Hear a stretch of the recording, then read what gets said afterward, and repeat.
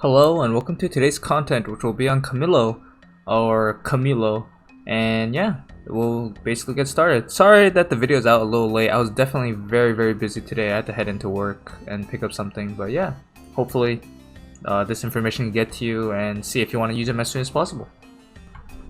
For Camillo's main job, it's going to be the Dragoon, and the takeaways from it is that he has the basic jump, as you can see there, range height 2, panels only 2 away from himself, Dragonkin to increase his attack by a decent amount for himself, and then horizontal jump, which is very nice in terms of the horizontal portion of it, but the range height is 0, so that's kind of the sad part. It does hit very hard though. Next up we have vertical jump, where it can hit up to 225%, which is very good.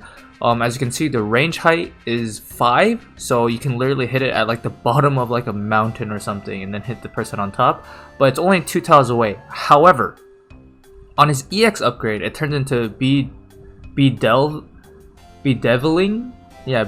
dive, and this not only increases the damage by an insane amount of 265%. Has a high chance of killing someone very quickly.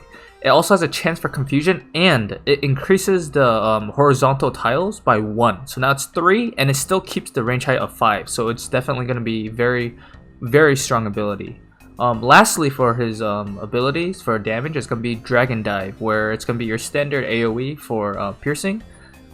As you can see on the left side, all of these abilities, except for Dragon's Kin and Magic Wall, which I did not talk about yet, all have cast time on his jump. So keep that in mind. All of them have cast time, which can be good and bad at the same time, because that means they're not as going to be reliable at all times.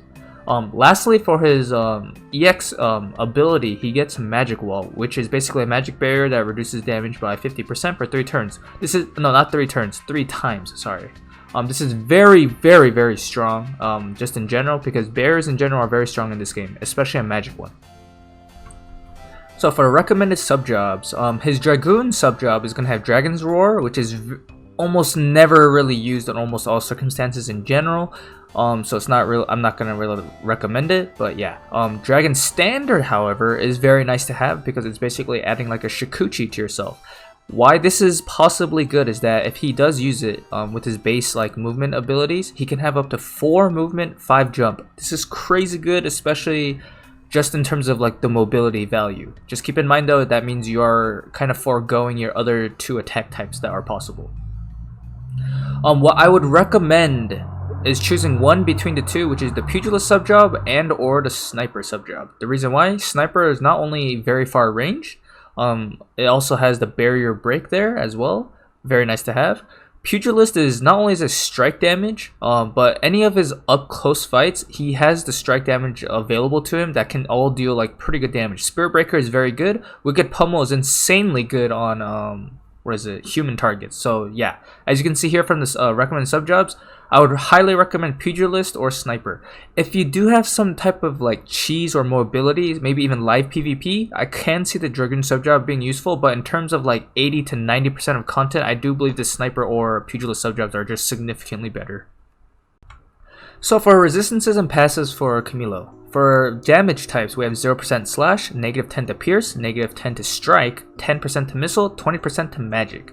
As you can see here, obviously most of his physical resistances are going to be very lackluster compared to his more magical slash missile types, their counterparts. He has 0% AoE resistance, 0% single target resistance, so it's going to be kind of unfortunate. At his level 120 master ability included, he has 2 defense and 10 spirit. 10 spirit is a very significant amount considering that he is a DPS unit, so keep that in mind. His resistances to statuses, he has 50% to paralysis, which is very nice, 50% to stop, which is very good, 10% to slow, which is alright, not too common, but I mean, if you get hit by like a rain or something, or a Kane's LB, a limit break, then yeah, it does help a little bit, because it's only 10%, but it's better than nothing. For his master ability, he has literally just the standard mono light element, but he also has that 10 spirit. That's why he has the 10 base spirit when he's at level 120 with his master ability included. His mobility, as I said earlier, is 3 move, 4 jump. If he had Dragon's standard, it definitely goes higher, but yeah, he's also a cost 80 unit. For his passives, he has HP up, he has Dreadlance Mastery, which is his upgraded version of HP up. This is very good and important. I would almost always use this passive, not only because it increases his HP, which is already decent at best right now without it. It also grants him his defense penetration, which is kind of required lately because a lot of people are either stacking defense / magic resistance, and or just in general, everyone starts having a lot more stats in general. Outside of that, Warrior Spirit is very nice to have for the HP percent and attack percent. This definitely helps him even more in terms of survivability. The attack percent is very important because most of his other passives and such do not really grant him enough of a benefit for one attack type, except for Warrior Spirit specifically.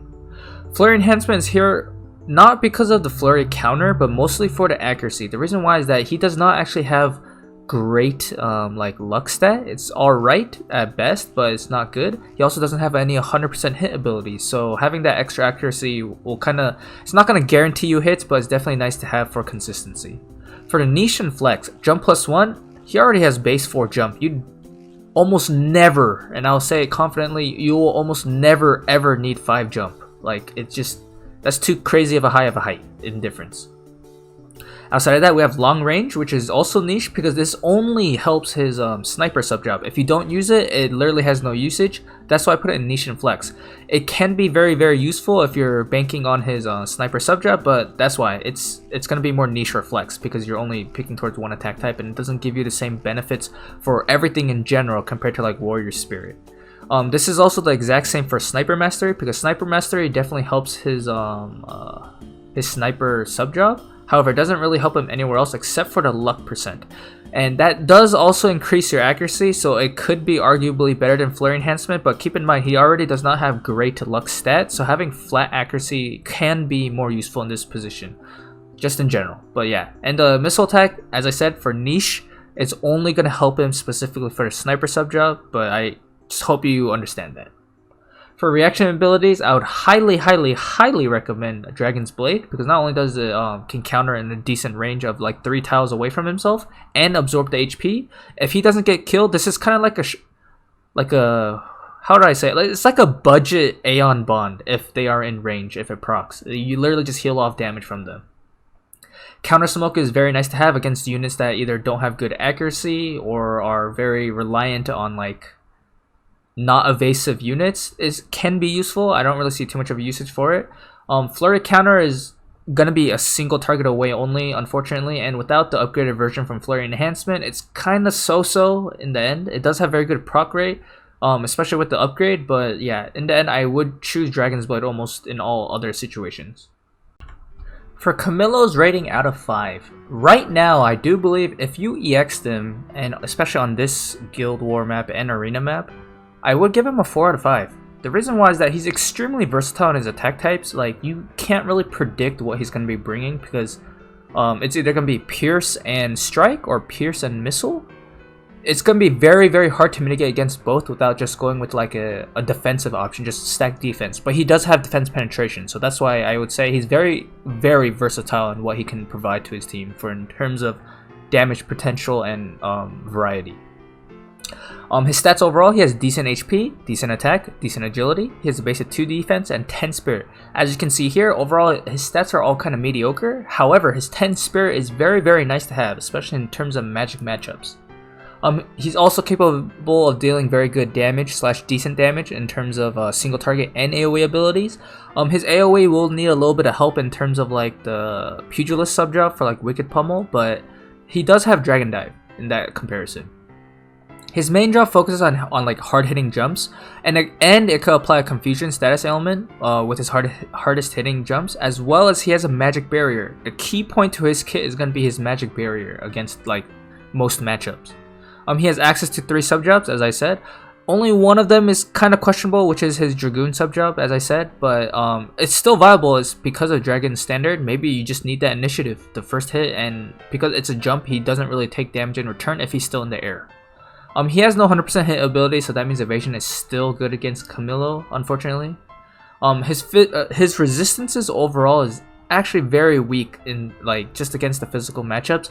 If Dwayne was going to hit him and he does not have like any like heavy mitigation towards slash, he is gonna die probably in one shot almost. It's kind of sad that how weak his physical resistances are. I do know they stacked up his magic, but like come on, come on. That could give him a little bit of slash resistance, just a little bit. He does have a physical barrier break though on his sniper subdrive, which is very crucial. This is highly effective against Helena's right now, especially, which is another reason why I give him a 4 out of 5 right now. He has 3 possible attack types, as I said many times. Pierce and Strike being his strongest hitters, they can easily reach 200% plus damage values. His missile is decent. It only goes up to, I believe, like 165 or 170 with his barrier break. However, it's very hard to mitigate damage in general against him because he has all this variety of possible damage like types. It's just hard to mitigate damage against him in general. He's also a light element, which means that he has a very high synergy value with his other light like units in his team, and there's a lot of vision cards that help him survive or like deal damage or just defensive options as well, like Solidus, the Carbuncle one, Shines of Shadow, Flash of Insight. They're all super good if to have in the party with him because they all help him, because it literally helps him so much. Solidus alone will get his slash resistance to 20%. You could stack an Esper with it, get it to like 35. If you have Plathelm, it goes to 45%. There you go. He's now slash resistant to like a decent degree. For future and longevity, I literally highly thought about giving him a 3 out of 5 instead of 3.5, but I do believe he still has a niche enough kit and flexibility that he still can be viable because magic is just so strong in the meta. Even in the JP servers with the new Magic Swordsman, because he has Spirit in general, he's still a decent matchup into there. I know he doesn't have any slash resistance on it as his base unit. However, if you do build it up with like Solidus and the Esper, as I said, in the party, he is still viable for it. The reason why he doesn't get at least a higher rating, however, is that his damage is good at best. His attack stat has a very hard time climbing beyond like his current tier. It's hard for him to go past like higher than like 1k attack right now. There's other DPS units such as like 2B, like she can easily just get 1.2k with her vision card and just call it a day. Camillo kind of has to work off a lot of other benefits to get his damage up that high. His stats in general are going to be pretty solid. He doesn't have any outstanding stats except for his Spirit specifically, which is why he is just good against magic units. He is going to crumble very easily against most other matchups in general. He's a very selfish DPS because, as you can see from all his takeaways I did with him, he doesn't really like provide debuffs to his team. He does have a Confusion, but that's a status element and it's a percent chance, and it doesn't really help his team too much compared to what other like units can do. So he's just a selfish DPS in general. He does have good status resistances to like paralysis and stop, especially within the future units like Cloud that has paralysis.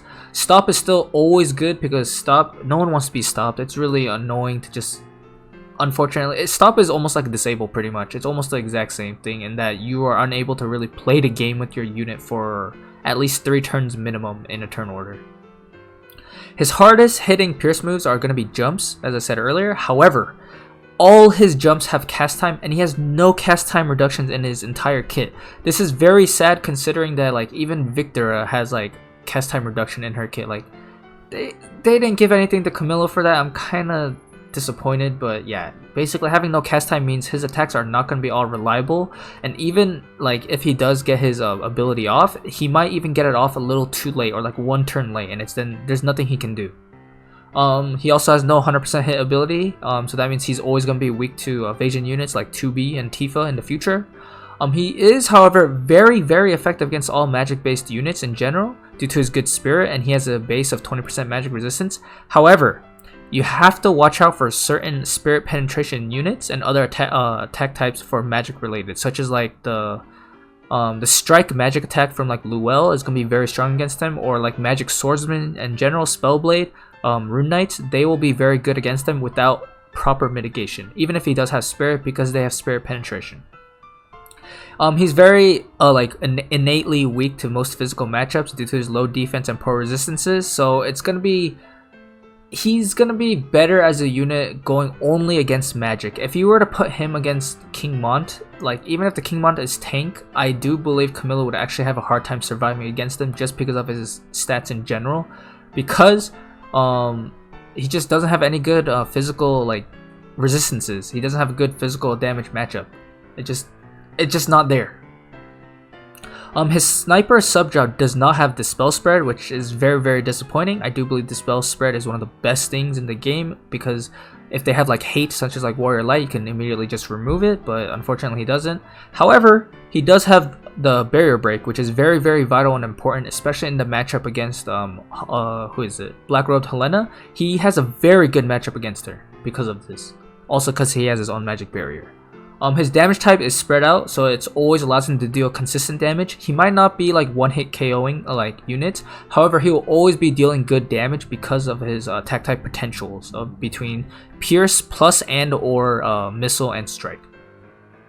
He does not have a Limit Break, which is actually very sad. I'm sad that selection units don't have them, but I mean I won't complain. He's still like a decent unit overall.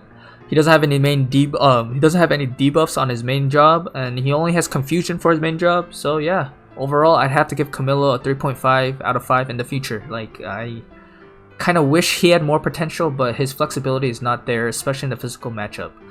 For example, when I did the unit review for like Cloud, his consistency on a good point on the unit, like a 4 out of 5 if I were to like change it down in numbers, is because Cloud has AoE resistance, and when he's not being focused by like a mage, like because if you have a tank, he is able to like resist damage from chip damage. Camillo here, if he is hit by like a Hazard Crusher or like a Darkness or like a Barrage, he doesn't have any AoE resistance for that. He literally can only take AoE magic damage or just magic damage in general, chip damage, to survive it much more easily. He does not have any physical damage flexibility there without proper mitigation. So that's why he needs a lot of investment to be working at a 3.5 out of 5 unit. So that's why I gave him that rating. For his TMR chase rating, I gave it a 3 out of 5. I might have put it lower, maybe a little higher, but yeah. It's going to be the custom made armor. It's an armor type. 472 HP is not above 500 unfortunately, so it's very sad. 6 defenses, it's so kind of wishful thinking. It's not enough, especially for Camillo, who does not have a lot of defense. 10 spirit is very nice to have. However, there are much better options in my opinion, such as like the plat helmet or like the smart robe. They're significantly better in terms of spirit slash having a better attack type resistance. For the active, however, is mostly the reason to use these TMRs, is going to be Dragon Hunter's Presence. It can increase his light attack by 25 and his allies, as well as accuracy. This is very nice to have, especially because he doesn't have very high accuracy, especially against evasion units. However, why it doesn't get a higher TMR chase rating is that it doesn't guarantee you hits against evasion units. Mostly why I got a 3 out of 5 is the stats overall in general are okay, and the active is more better in terms of just dealing as much damage as possible with your teammates, but it's going to be relying on them to be light type as well as himself. It does get 2 casts though, so that is kind of not bad as a unit. So yeah, overall I hope this kind of helps you like understand why my rating on Camillo is not going to be as high as most other units, but yeah. And this looks very familiar. Stuff that can work well with Camillo is literally going to be the exact same setup as Warrior Light. Not only is Warrior Light a very good tank for the light mono team setup and being a frontline, just they're all able to work so well together with the light mono team setup, as well as vision cards that can all benefit themselves just so well in a team. Dark and light specifically have such good unit variety, or like just such strong slash meta units, that they're able to make use of like so many compositions just being in a party together. Lastly is going to be Jaden. I'm not going to talk about Yuna and Sakura because it's always the same thing. Jaden is going to be special in this situation because not only does Camillo have the sniper sub job, because Jaden is also missile oriented, they can actually work very well together in chaining, especially taking out enemies and opponents before they can even approach. But it's going to be a light element, so it's very hard to mitigate against in general. And they have a physical barrier break, and or Jaden can hit the magic portion of it in terms of missile. So that's why overall, he does have a decent future, but it's not going to be like meta breaking, if you know what I mean. For his TMR setups, if you want to give him some agility, but focus on him using his magic barrier, so he just has a stat stick, Ayaka's boots is always going to be useful in that situation. Bells are going to be very good if you want him to constantly deal damage, because he does have good damage removes as long as he gets them off. If you farm this game cinched Final Fantasy IV event, a collaboration event, we do have the Wind Spear, which is going to be the best item for him in the game for the weapon, for now at least. Not only does this give him 20 pierce attack up, it gives him a fat amount of stat, and it gives him agility, so it's going to be very nice to have. Light Bracer is always going to be good, especially on this Guild War map and Arena map right now, because there's a lot of Helenas running around. Having Light Bracer in general will help him survive against Helena much more significantly, and he actually has a very good matchup against Helena. Like, I don't really want to say it's a counter, but I will argue that he has a much more favorable matchup against her in a 1-1 lane situation. But yeah, overall, I hope this helps you guys like decide if you want to like max out Camillo or just like farm his light selection quest. But yeah, until next video, peace out.